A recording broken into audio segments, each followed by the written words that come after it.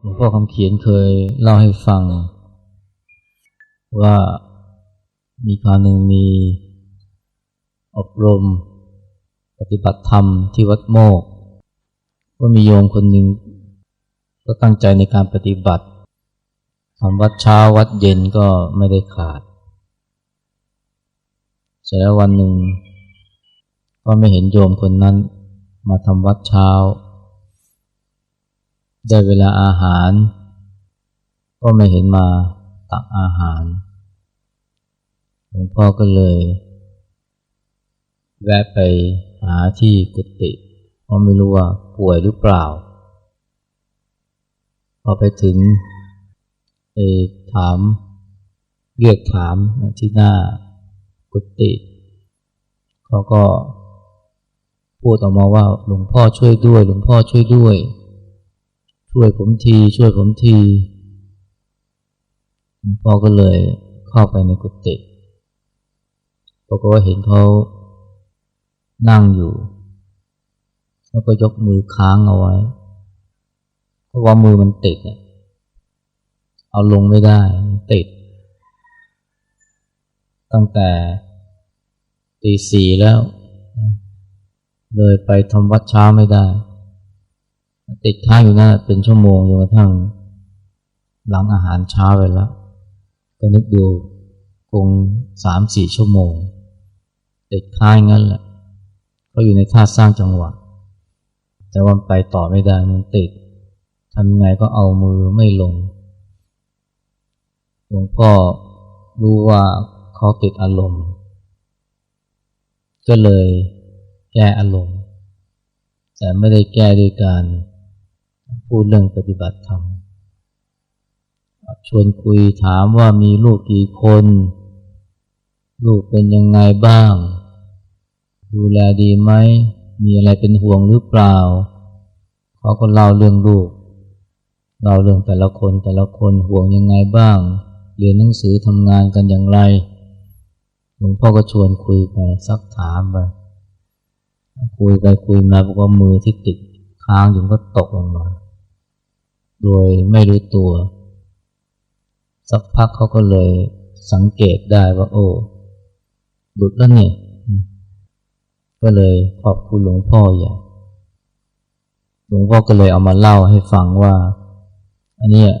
เขาไปตั้งใจปฏิบัติก็เพ่งมากไปการที่ไปเพ่งมากไปนี่มันทำให้เกิดอาการติดค้างอยู่อาจจะไปเพ่งที่มือหรือไปเพ่งที่ความคิด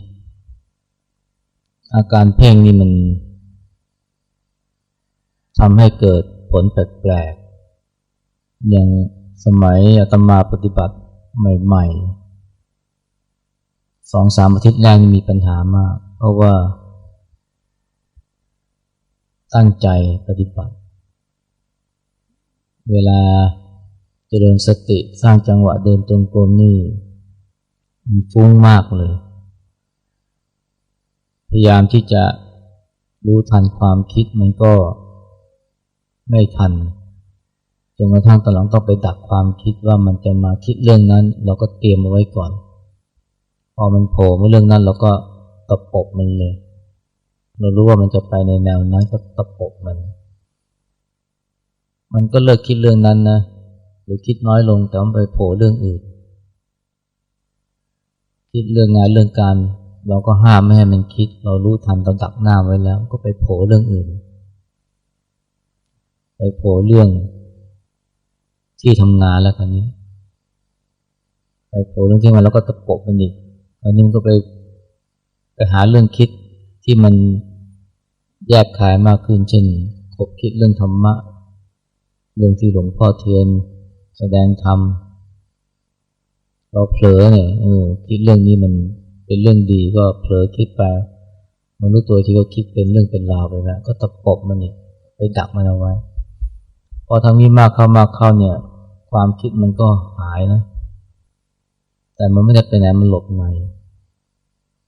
สังเกตดูความคิดเพ่งดูความคิดนี่โอ้ทั้งวันนี่มันเป็นชั่วโมงมันไม่ค่อยคิดอะไรเลยแต่รู้สึกอย่างนี้คือมันหนักอึ้ง มันหนักอึ้งที่ใจหนักอึ้งที่หัวแต่ความคิดมันเงียบนะมันหายมันโผล่มาก็โผล่มานิดๆหน่อยๆโผล่มาก็ตะปบโผล่มาแล้วก็ตะปบห้ามมันเอาไว้แต่พอกลางคืนเข้า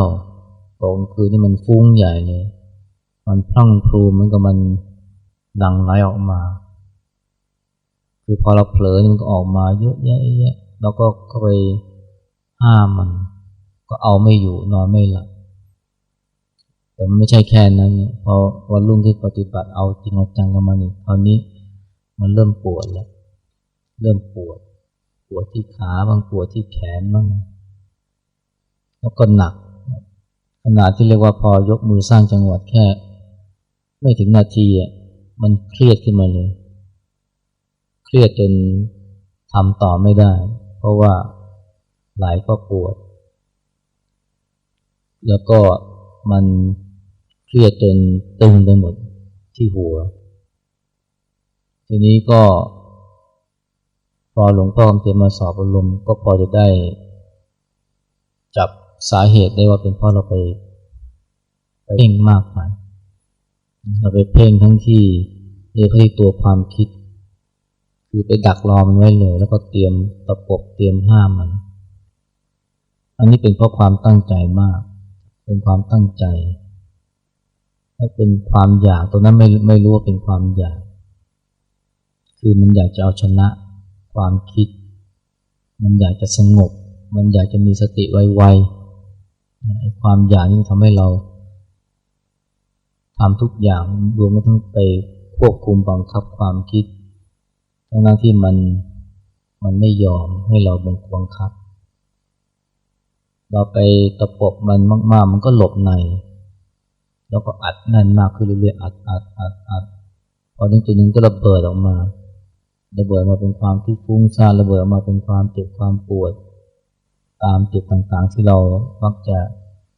เป็นอยู่แล้วคือเป็นคนที่ชอบปวดไหล่อยู่แล้วพอเครียดมากๆก็ปะทุมาทางนั้นเหมือนภูเขาไฟมันจะระเบิดมันก็ระเบิดตรงจุดที่มันอ่อนที่สุดนะถ้าแม้รักษา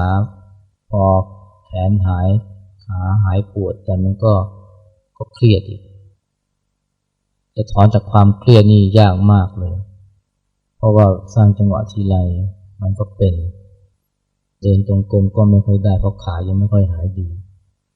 ก็เลยมันก็ตกในสภาพที่เรียกว่าไปไหนไม่รอดท้อแท้ขึ้นมาอยากจะเลิกปฏิบัติรอคอยแต่ว่าเมื่อไหร่จะครบเดือนสักทีเพราะตั้งอธิษฐานไว้ว่าจะอยู่ที่วัดสนามไหนให้ครบเดือนจะไม่ไปไหน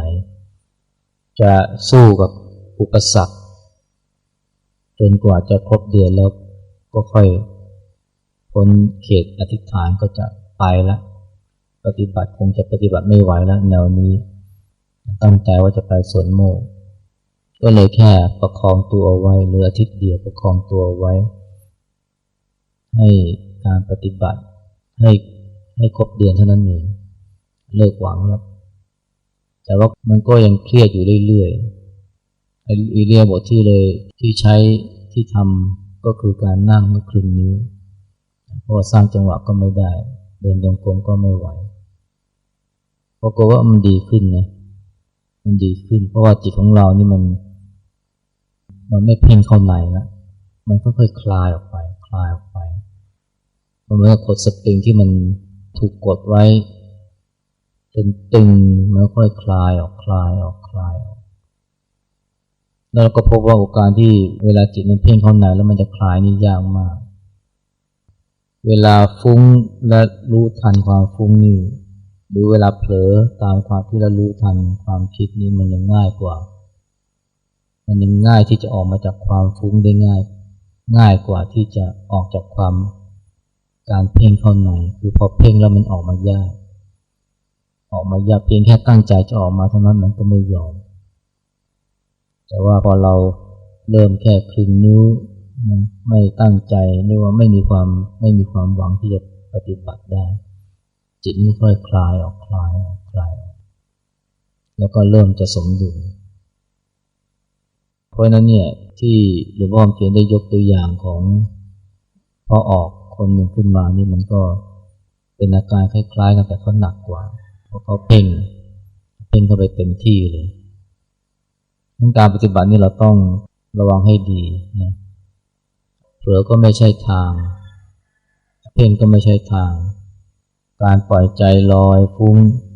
อันนั้นเราทำเป็นประจำอยู่แล้วไม่มีทางที่จะเป็นทางที่ถูกได้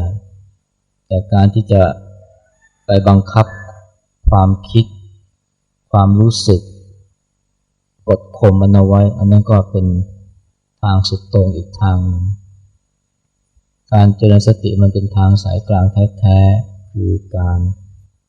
อาศัยจิตที่เข้าไปเห็นและรู้ขึ้นมาเข้าไปเห็นนี่ไม่ได้เห็นด้วยความตั้งใจด้วยการบังคับให้มันเข้าไปเห็นนะแต่ว่าจิตเห็นเองเพราะระลึกได้ความระลึกได้นี่ไวเท่าไหร่ก็เห็นเร็วเท่านั้นแล้วก็จะรู้ได้ไวเมื่อรู้แล้วก็จะละแต่ถ้าเข้าไปบังคับให้มันเข้าไปเห็นมันก็จะกลายเข้าไปเป็นทันทีเลยเข้าไปเห็นความคิดมันเลยไปเป็นความคิดเลยเป็นผู้คิดแทนที่จะเห็นความโกรธก็กลายเป็นผู้โกรธทันทีแทนที่จะเห็นความเครียดก็กลายเป็นผู้เครียดทันทีการเห็นกับการเป็นนี่มันห่างกันเป็นนี่มันก็หมดเนื้อหมดตัวเลยเครียดก็หมดเนื้อหมดตัวการเจริญสติคือการที่ทำให้เรามีระยะห่างกับพวกความคิดความรู้สึกแต่ก่อนนี่เราไม่มีระยะห่างเราเข้าไปผสมปนเปกับมันโดยความเผลอบ้างการเพ่งก็เหมือนกันเพ่งนี่มันก็เป็นการทำด้วยความอยากซึ่งจะเรียกว่าเป็นการเผลออีกอย่างนึงก็คือเผลอไม่รู้ทันในตัวความอยากที่มันเป็นตัณหาที่มันอยากจะเอาชนะเราปฏิบัติเราให้เราทำด้วยไม่ใช่ด้วยความอยากที่จะได้ผลแต่ทำด้วยความชอบที่จะได้ทำตัณหานี่มันอยากจะได้อยากจะได้มีอยากจะได้เสพแต่ว่าฉันทานี่มันชอบหมายถึงความชอบที่จะได้ทำคือชอบที่จะประกอบเหตุผลจะเป็นอย่างไรไม่สนใจไม่ใส่ใจเท่าไหร่แต่ฉันทานี่มันจะไปมุ่งที่ตัวผลคือมันอยากได้ผลนะที่ไปตอบสนองตัวตนเช่นถ้าเอาชนะกิเลสได้เอาชนะความฟุ้งซ่านได้มันก็จะเกิดความภาคภูมิใจในตนเองรู้สึกว่าฉันเป็นผู้ชนะหรือว่าสามารถจะไปอวดคนได้สามารถจะไปพูดโชว์หรืออวดได้ว่าฉันปฏิบัติเก่งอย่างโน้นเป็นเก่งอย่างนี้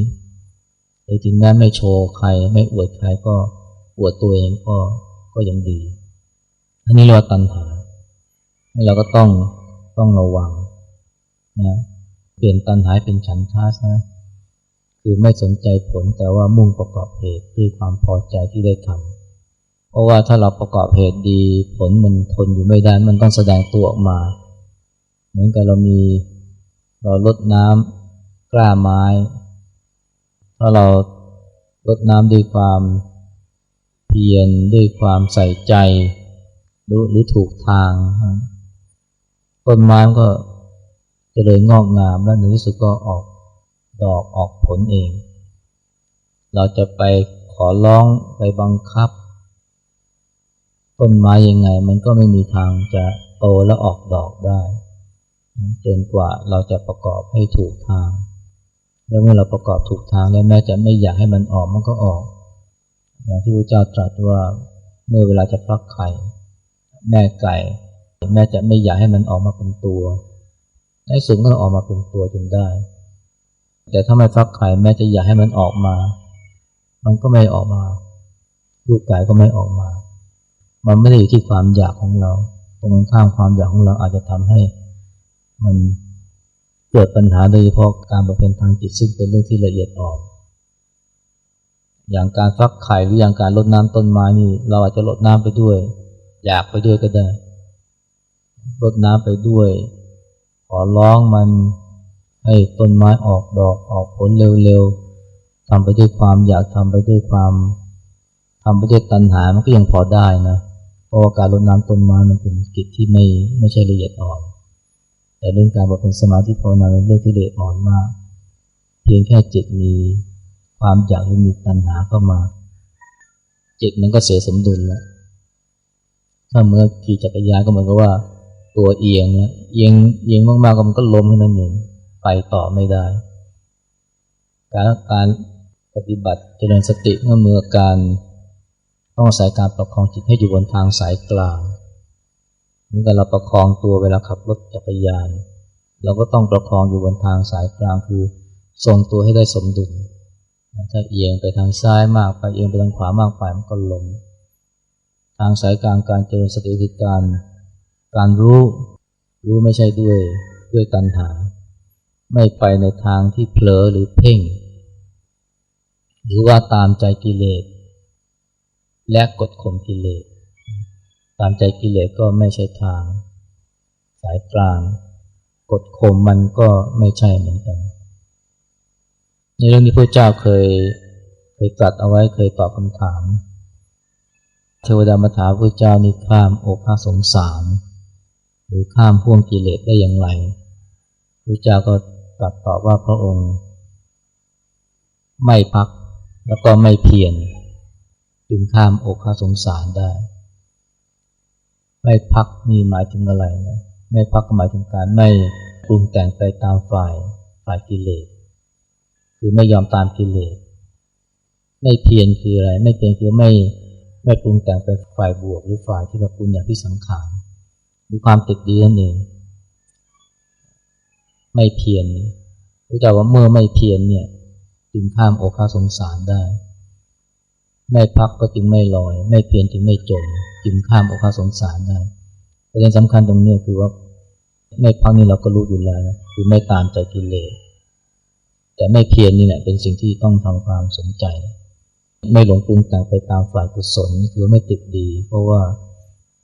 บางทีการปฏิบัติเราก็ติดดีอยากจะ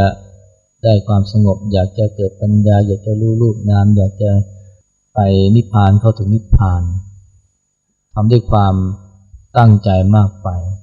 ทำด้วยความอยากติดดีอันนี้พระเจ้าตรัสไว้เลยว่าเนี่ยพระองค์นี้ไม่ทั้งไม่พักแล้วก็ไม่เพียรจึงข้ามโอภาสสงสารได้ความไม่เพียรในที่นี้หมายถึงไม่ทำอะไรนะแต่ว่าทำด้วยความที่จะไม่ติดดีในการปฏิบัติอันนี้เป็นเรื่องที่เรา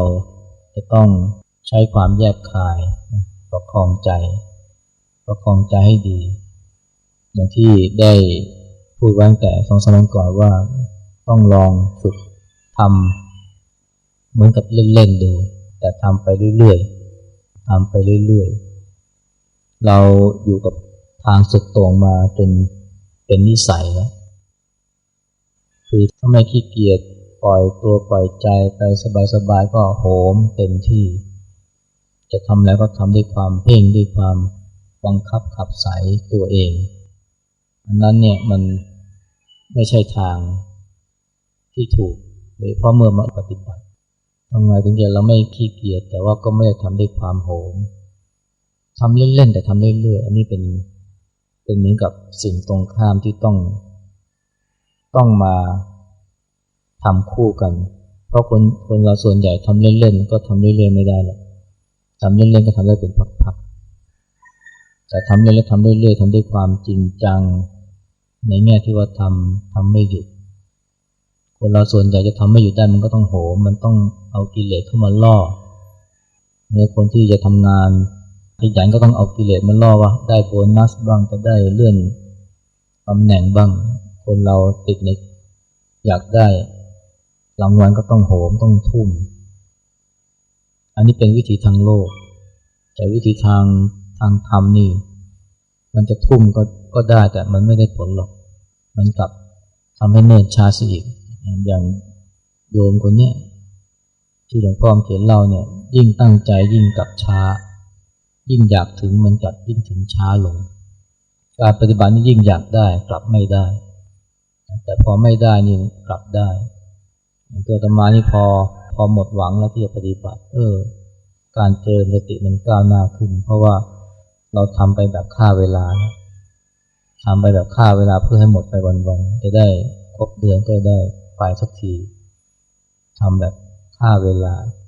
เราก็ไม่รู้ว่าการทำอย่างนั้นนี่มันก็คือการที่เราค่อยๆคลายจากการเพ่งออกนอกเพ่งเข้าในใจมันก็เกิดสมดุลระหว่างเพ่งระหว่างในกับนอกขึ้นมาอย่างที่หลวงพ่อเทียนได้นะหรือว่าคำเขียนที่เคยเล่าให้ฟังเอาก่อนว่าอยู่ในกุฏิมันไม่เห็นอะไรเห็นแต่ข้างในต้องเปิดประตูออกมาก็จะเห็นทั้งข้างนอกและข้างในให้ประคองใจไว้อย่างนั้นคือมีความสมดุลเพ่งเข้าในมันก็สุดโต่งทางหรือว่าปล่อยออกนอกก็สุดโต่งทางนึงต้องอยู่ตรงกลางมันตรงธรณีประตูนี่แหละเห็นทั้งข้างนอกข้างในอันนี้มันเป็นศิลปะมากเลยต้องอาศัยความละเอียดอ่อนแต่ว่าละเอียดอ่อนนี้มันไม่ใช่ว่าจะต้อง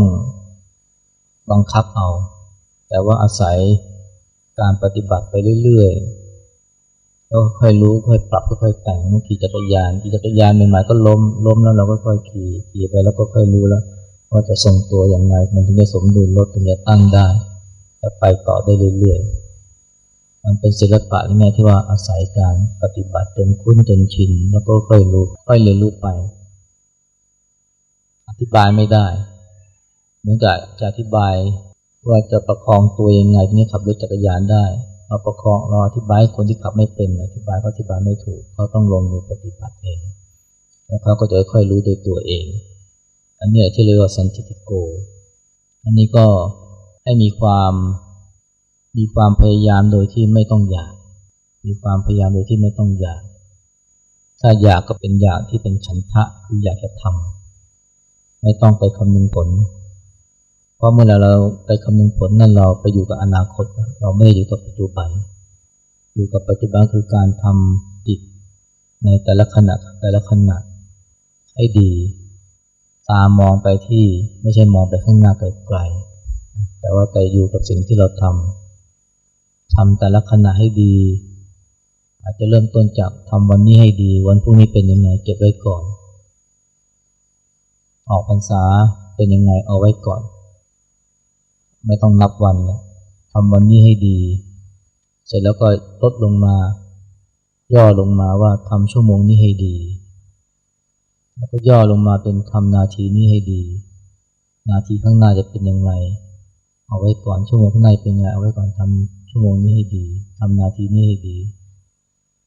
แต่ดีด้วยอาการที่ไม่โผไม่เพ่งอันนี้ก็เป็นเรื่องที่อยากจะให้ลองประคองใจดูแล้วก็ไม่ต้องท้อแท้ถ้ามันจะไม่ได้ผลมันจะทำยากอันนี้มันเป็นธรรมดาเป็นส่วนของการเรียนรู้เหมือนกับเราจะเขียนหนังสือเป็นตัวตอนเด็กๆเราต้องยอมทนคือใหม่ๆมันเขียนไม่เป็นตัวหรอกขนาดแม่หรือครูมาจับมือเขียนเรายังเขียนกอไก่ไม่ค่อยเป็นตัวเลยแต่เราก็เขียนไปเรื่อยๆจนในที่สุดก็เป็นตัวได้หรือเราตอนที่เราเด็กกว่านั้นเราเป็นทารกเราจะเดินทีไรก็ล้มทุกทีเดินทีไรก็ล้มทุกทีแต่เราก็ไม่เคยท้อแล้วก็ลุกขึ้นมาเดินนั่นแหละในที่สุดก็เดินเป็นจนได้นั่นเรียกว่าสำเร็จได้ด้วยความเพียรแต่เป็นความเพียรคนละอย่างกับที่พระเจ้าได้ตรัสไว้ที่ว่าไม่พักและไม่เพียร